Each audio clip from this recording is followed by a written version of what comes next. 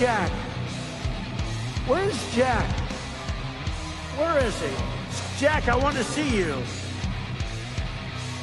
Great job, Jack. Thank you. What a job you do. You know, we have an incredible thing. We're always talking about the fake news and the bad, but we have guys, and these are the guys who should be getting Pulitzers. All right, Jack Posobiec, we're here. Charlie Kirk Studio, Phoenix, Arizona. We're on live with Eric Trump. We're talking about, of course, the assassination of Charlie Kirk. Also, Eric's book, which the timing is eerie. Under Siege. Eric, where do we go from here? Where do we go next? We never stop the fight. We do it in honor of Charlie. We do it because we have the greatest political movement in history, a movement that's saving this country. When I saw Eric out there the other day, when she did that press conference right after the assassination, I have never seen somebody who was more direct, more powerful. That was the epitome of strength. And when I hear she was obviously unanimously voted in to continue to run Turning Point, like, it puts the greatest smile on my face. And, you know, in an otherwise miserable Amen. week for so many people who obviously love Charlie and the movement that he created. But listen, they want us off that stage. They don't want me on that stage. They don't want me to do the thousands of rallies that I did. They don't want Charlie. They didn't want Charlie to do the rallies that he did. They don't want my father on that stage, which is why they took the shot at him. They don't want Don on that stage. They don't want you on that stage. They don't want Benny Johnson on that stage. I could keep going down the list of incredible people who have been warriors in this movement. I mean, we were like the outcast crew. Right? I mean, we didn't have the platforms. We didn't have anything. We didn't have the CNNs. We didn't have the ABCs. We didn't have the CBSs. We ended up being the loudest voice. We ended up being the loudest voice. So they wanted to stop this movement, and we will never, ever allow them to stop us. And we'll get on that stage, and we'll do so bravely. We all know it's dangerous. And we'll honor Charlie, and we'll continue to, you know, his legacy, but we'll continue the greatest political movement that fights for God and country and Constitution and everything that's great about red, white, and blue, and frankly, a country that leads the world and leads peace and prosperity and saneness around the globe, and we will keep the United States the #1 superpower in the world. That's right. The book is Under Siege. Eric Trump, thank you so much for joining us today. Thanks, Jack. All right, folks, special honor here in studio, and come around this side. Ladies and gentlemen, he's destroying the set now. We have Tucker Carlson joining us in person. Jack! I left my glasses on the set, so I'm glad to be back. Good to see you. That's the only reason you came back, of course. What do you think, man? Oh, I have so many thoughts. It's been one of those weeks where it's just like you're just right to the edge. Here's what I think. I think that I've spent like 3 or 4 days feeling rage and confusion, suspicion, anger at people I know. It's basically division. And here's where I've arrived as of last night. I flew across the country here, so I had a lot of time to think. Thank you for that. Oh, no, my gosh, I should have come earlier, but it was just, I couldn't, I don't know, I didn't, I should have. But anyway, I think that whatever this is the face of evil, and that's kind of enough for me. It doesn't mean correct. The government doesn't have to get to the bottom of it. Of course they do, and, I wish I had more confidence that they will, but I want to push that. But on some level, the deepest level, I don't know how much that matters. What matters is that I know that Charlie was murdered because he was proclaiming Jesus. I believe that. He was not a physical threat to anyone. He was a completely nonviolent person and a truly decent person, as you know better than most. And he was killed because of his message. And I think we should all just internalize that. And of course, the answer is to proclaim the message louder and to live the message by loving other people. And I'm not in any way saying that, it doesn't matter, the details don't matter. They very much do. But the big picture matters most. And I just want to keep that in mind. There's something about how it's like, they tried to paint Charlie, the media, whatever, they try to paint him as this hate monger, Nazi, misogynist, and all the rest. And then you see him on campus and you see him with his family. And it's like, this is the nicest guy. He's the purest guy.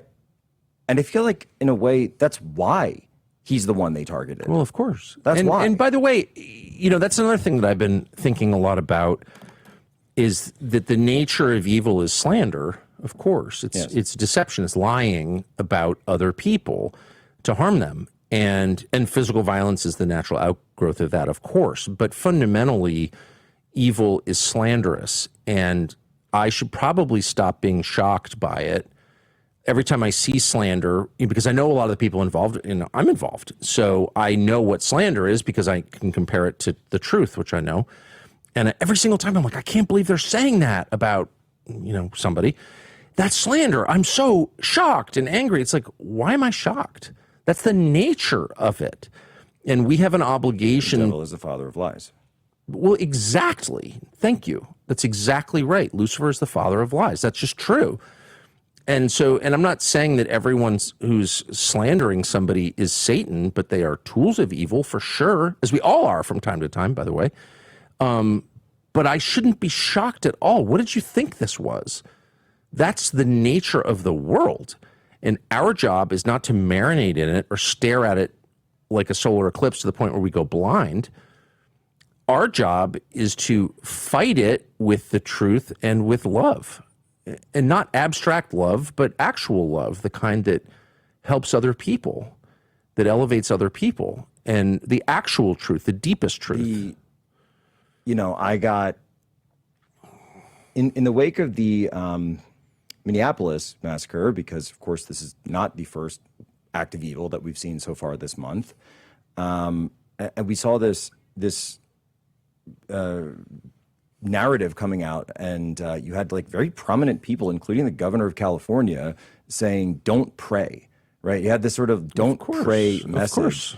And that is the message, right? Really, yeah. And I don't usually go to this place publicly, but I just said there's too much of this, and I came out.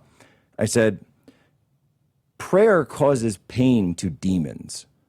It causes pain, of course. This is why, and when people gather, and when people hold church services, when they hold mass, when they conduct gatherings of prayer, this causes immense pain to evil.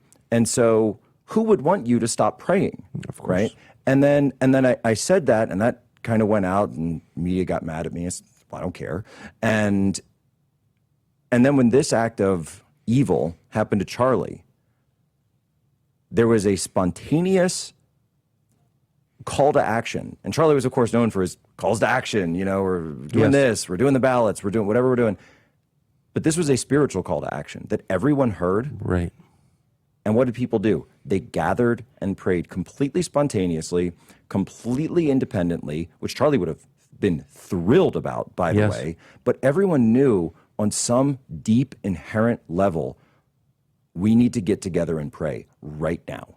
Yeah, physically get together. And I don't know how you can separate that from these ideas that we are in a literal spiritual war. Yeah. And this is playing out. It's spilling over into reality now. And it's just so obvious to me. And we always have been. How you can deny it. Well, it's just like, I had a close friend who had an alcoholic spouse, and they got divorced, and everyone was like, your wife was a really bad alcoholic. And he's like, I honestly didn't know. I was too close to it.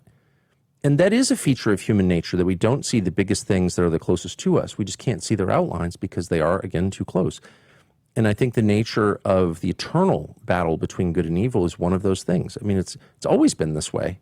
It's always been this way from the beginning of time, and we just haven't acknowledged it since 1945 because we imagined we were gods because we had atomic weapons. But it doesn't make it any less real. And so you sort of retroactively go through your life, and you're like, oh, that's what that was. I didn't even know it at the time. That was the serpent. 100%.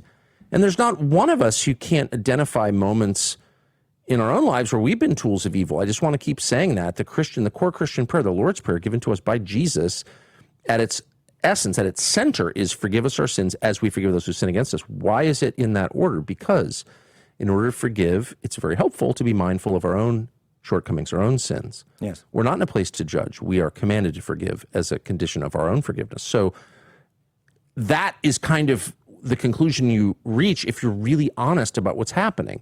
Like, yes, this has always been the actual battle. All the nonsense that we are mad about is just a manifestation of that. And we should see it in those terms, because we should always be honest.